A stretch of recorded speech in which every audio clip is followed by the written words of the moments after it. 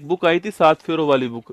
उसमें मैंने एक जो है साथ में 7 वचन लिख कर दिए थे। बिल्कुल बिल्कुल बिल्कुल। मैं चाहूंगा कि मैं भी इनसे बोल ही रहा था कि मुझे कुछ चाहिए आपसे, तो मुझे ये यही चाहिए 7 वचन जो है ये आपको अपनी लाइफ में पूरे करने। सर होता है ना जब आप बुक लिखते हो, बिल्कुल तो सर मैं सच बता रहा हूँ आपको, इस 7 वचन को क्रम से लिखने में जाने कितना टाइम लग गया होगा, क्योंकि क्रम से इनको समझ आपके लेना था।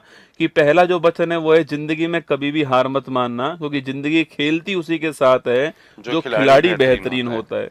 सेकंड वचन है वक्त बर्बाद मत करना, क्योंकि जिसने आज वक्त की कीमत नहीं समझी भविष्य में वक्त उसकी कोई कोई कीमत कीमत नहीं नहीं समझने समझेगा। वाला। तीसरा है मेहनत से कभी पीछे मत हटना, क्योंकि सफलता मेहनत करने वालों पर अपनी जान जान लुटाती है। लुटाती है। चौथा वचन है असफलताओं से टूटना नहीं है बल्कि असफलताओं से सीखना है आपको।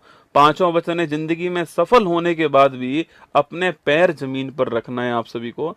छठा वचन है महिलाओं का, सैनिकों का और किसानों का सदैव सम्मान करना, क्योंकि ये भारत की आत्मा है। और सातवां वचन है एक सफल इंसान से पहले एक बेहतर बेहतर इंसान जरूर इंसान बनो। बनना, और सफल होने के बाद कम से कम एक ऐसे विद्यार्थी को जरूर पढ़ाना जो आर्थिक रूप से कमजोर हो।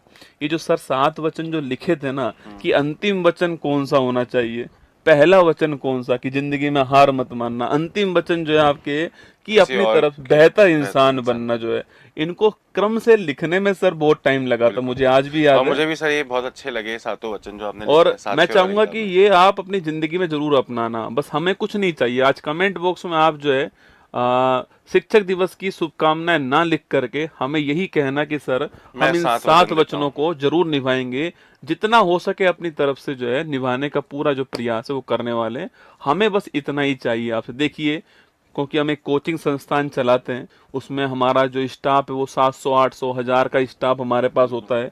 उनके भी परिवार हमसे जुड़े होते हैं, तो समय समय पर कोर्स भी लाए जाते हैं, समय समय पर टेस्ट सीरीज भी आती है, बहुत सारी चीजें समय समय पर आती हैं, ठीक है।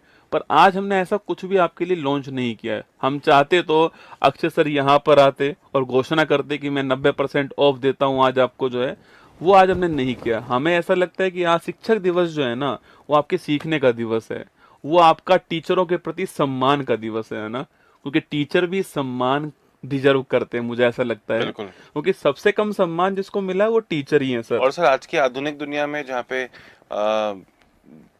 कंट्रोवर्सीज भी बहुत हुई है, जहाँ पे टीचर्स हाँ, भी अब बहुत ज़्यादा मतलब हो गए हैं। टीचर्स को भी सीखना बिल्कुल, चाहिए टीचर्स सर। को भी सीखना चाहिए।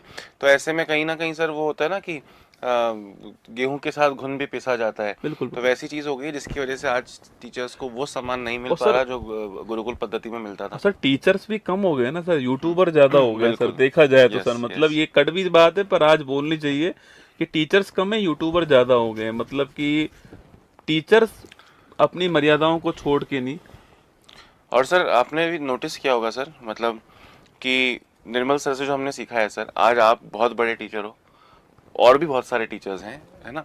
सर मुझे लगता है कि उत्कर्ष की क्लासेस अगर आप देखते हो, जैसे फॉर एग्जांपल आप 1 घंटे रोज अगर क्लास लेते हो, तो शायद 55 मिनट या उससे भी ज्यादा सिर्फ पढ़ा रहे होते हो सर।